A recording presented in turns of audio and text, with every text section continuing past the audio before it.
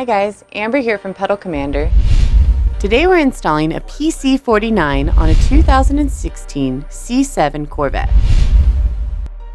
In order for a safe and secure install, we have to first make sure the vehicle is off, the key fob is 30 feet away, and the door is open for at least 15 minutes. Step 1. We're going to disconnect the OEM harness from the gas pedal sensor. Step 2. We're going to connect the Pedal Commander to its corresponding locations and make sure that you hear a click at both the male and female end. Step 3 is to route the Pedal Commander harness so it does not interfere with any day-to-day driving. Step 4. Mount the Pedal Commander unit to its desired location using the provided bracket and double-sided Velcro tape.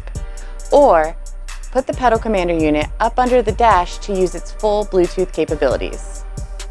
Step 5. Turn the vehicle on. If the Pedal Commander does not power up, then press the start button and enjoy safely.